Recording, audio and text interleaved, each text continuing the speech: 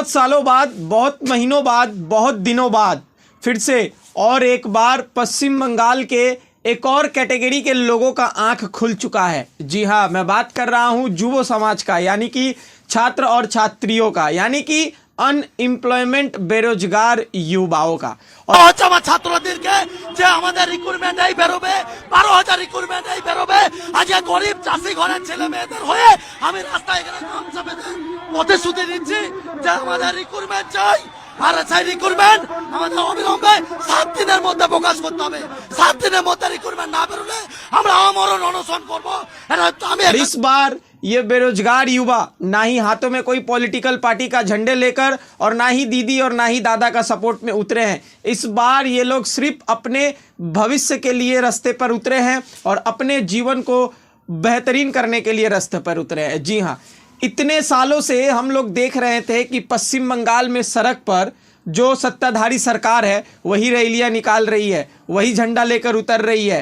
फिर हम लोगों ने आम पब्लिक को देखा रेप केस के विरुद्ध सड़कों पर रूट मार्च करते हुए। फिर हम लोगों ने घोटाला के विरुद्ध देखा, लेकिन आज तक पश्चिम बंगाल के जो युवा है, जो यंग पीढ़ी है, वो लोग नौकरी के लिए कभी भी आवाज़ नहीं उठाए हैं। लेकिन अब एक कहावत हम लोगों ने बचपन से सुना है कि जब पाप का घड़ा बढ़ जाता है तो वो घड़ा फूट जाता है और फूटने के बाद उस घड़े में जो पानी रहती है वो बाहर निकलती है। तो ठीक हम कह सकते हैं कि छात्रों का जो घड़ा है अब फूट चुका है, सहनशीलता का घड़ा।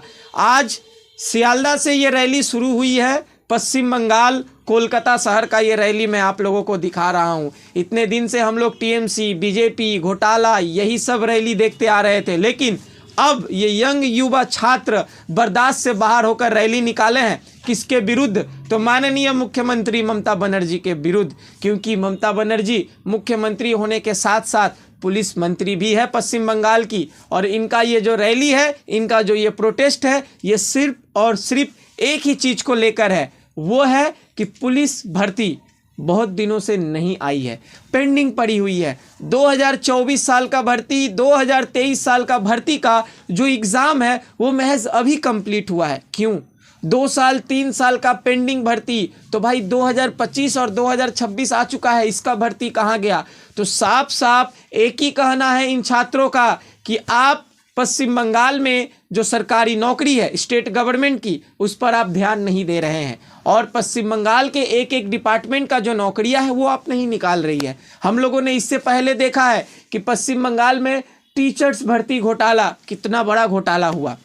उसके बाद अगर कोई अब सड़क पर उतरा है तो ये यंग युवा छात्र उतरे हैं एक ही स्लोगन लेकर कि पुलिस में भर्ती इनको जल्द चाहिए। और इनका एक ही कहना है कि 2024 और 2023 साल का जो भर्ती है वो जल्द कंप्लीट करे और नया भर्ती हम लोगों को जनवरी मंथ के एंड तक ही देखना है। और नए भर्ती का इनका अगर वैकेंसीज का बात करें तो जो खबर निकल कर सामने आ रही है, West Bengal police constable post में कम से कम 12,000 से प्लस भर्ती इनको देना होगा।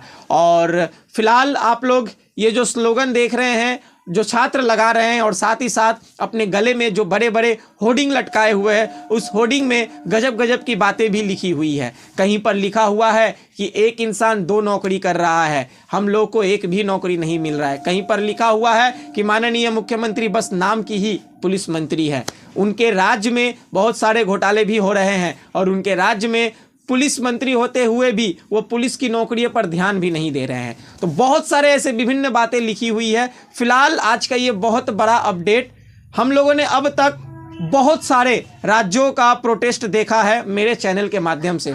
यूपी, बिहार, हरियाणा, राजस्थान, मुंबई, दिल्ली, इन सारों में अगर गवर्नमेंट थोड़ा सा भी जॉब देने में ढिलाई करती है यानी कि लूज देती है तो वहाँ पर छात्र जो है वो सड़क पर उतर आती है और प्रोटेस्ट करना शुरू कर देती है। लेकिन पश्चिम बंगाल इस मामले में पूरा शांत था, लेकिन अब जाकर चिंगारी भड़क चुकी है और अब छात्र जो है वो भी सड़क पर उतर रहे हैं। फिलहाल सामने इलेक्शन है पश्चिम बंगाल का, इसका असर माननीय मुख्यमंत्री ममता बनर्जी के वोट बैंक पर क्या पड़ेगा ये देखना रह चुका है, क्योंकि अभी सबसे बड़ा एलिगेशन और सबसे बड़ा लालचन और सबसे बड़ा रेड धब्बा उनके ऊपर लगा है, वो है ग्रीन फाइल। हालांकि यहाँ पर मैं एक थोड़ा सा कुछ बात बोलूँगा। हम लोग ग्रीन और रेड ये दो कलर को कुछ ऐसे नज़र से देखते हैं, रेड कलर का मतलब रुकना और ग्रीन कलर का मतलब आज़ादी। लेकिन ग्रीन कलर ममता बनर्जी के लिए एक धब्बा लेकर आ गया और उनको बंद कमरे में बंदी कर दिया है। यह मैं इसलिए बोला क्योंकि उनके हाथ में ग्रीन फाइल है लेकिन जीने की आज़ादी नहीं है। उनके ऊपर अब बहुत सारे सवाल खड़े हो चुके हैं। हालांकि कोर्ट आपने देखा कि सुनवाई जो हुआ, ईडी साफ सुथरा जीत गई है और ममता बनर्जी पर अब एक से एक एलिगेशन लग चुके हैं। ग्रीन फाइल ममता बनर्जी के लिए लाल धब्बा लगा चुका है और ये लाल धब्बा अब कब हटेगा ये किसी को नहीं पता है। और इतना सारा लाल धब्बा लेकर सामने इलेक्शन है, क्या असर पड़ेगा कमेंट ज़रूर करें। मिलते हैं नेक्स्ट वीडियो में, तब तक के लिए जय हिंद, जय भारत, वंदे मातरम।